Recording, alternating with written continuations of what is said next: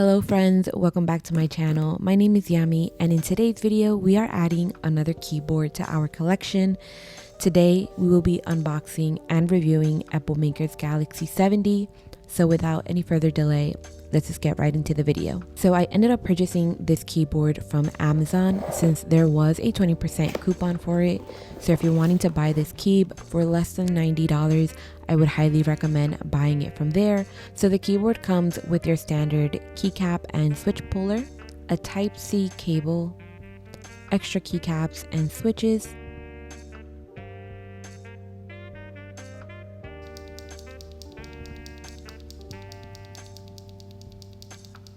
and of course the keyboard. So I decided to go for the gray color. Although it is more of an off-white color, it looks more beige in person, but I wanted a more neutral keyboard so that I can really buy any type of keycap colors to go with it. So the Galaxy70 is technically a 75% keyboard with a knob. However, the layout of the keyboard is quite unique.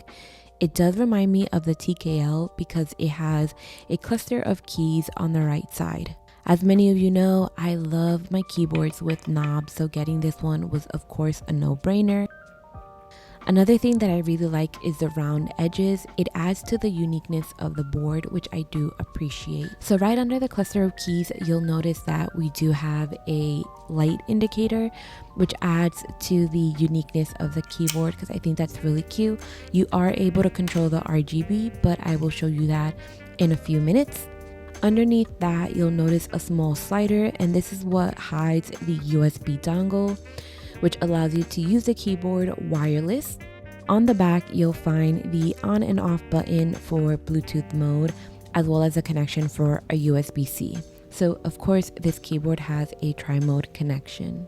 Epomaker tends to leave the design on the back of their keyboards fairly simple, so the Galaxy70 was no exception. The back of the keyboard is very simple with rubber feet. Let's talk a little bit more about what is underneath, and we're going to start off with the keycaps. So the keycaps are more of a gray version of the Galaxy70. It adds more of a retro look. These are cherry profile PBT keycaps, which are quite thick, so they do add to that deep thought. The keycaps, because they are cherry profile, they're very easy to type on. For switches, I decided to try out the Huano Blossom Odyssey switch. I've heard so many good reviews on just Huano switches in general, so I knew I wanted to try these out, and I'm so glad that I did. These are 5-pin linear switches, which are factory lube. They have an operating force of 40 and bottoming out at 50. One of my favorite things about these switches is that they do add a creaminess to the sound profile. They are smooth and super light to type on. Underneath that, the Galaxy70 comes with flex cut PB plate, which is slowly becoming very popular among the different brands.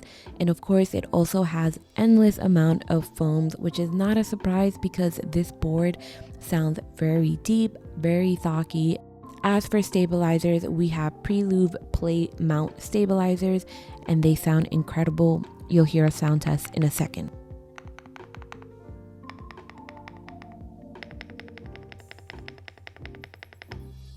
And last but certainly not least, let's talk about RGB. So this does come with south-facing RGB, multiple different color effects, as well as the ability to control not only the RGB for the main keys, as well as the LED indicator. You just have to do a combination of different keys in order to get the different colors. But of course, we all love RGB. This is always a plus. Before we get into the sound test, let's talk a little bit about the pros and cons.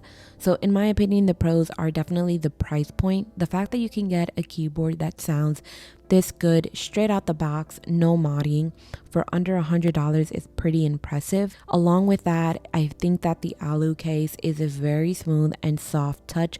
I've mentioned this before in my other videos, but when the aluminum case comes with a very smooth surface, it goes to show the quality and the effort that the brand actually puts in creating these type of keyboards.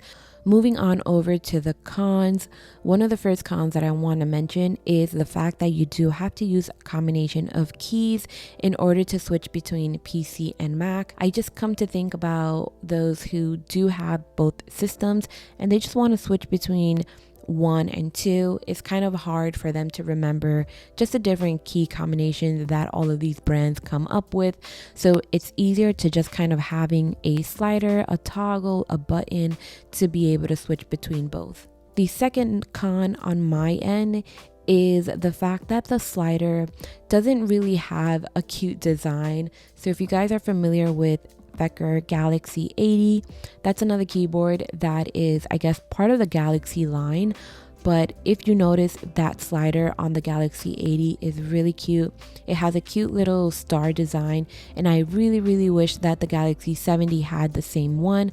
I guess that because one is made by Epomaker and the other one is made by Fecker, I can see why there's a disconnection there, but I just kind of wish that they kept with the same concept and brand, but nonetheless, it's still a really good keyboard.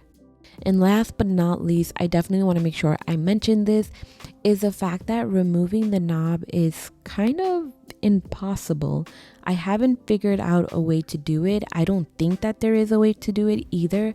So I will say this, if you do plan on buying this keyboard, modding it, opening it up, you may have some difficulty doing that and you may actually not be able to. But I do want to point that out, that if you do buy this and you do plan on modding, good luck. And of course, without any further delay, let's move on to the sound test.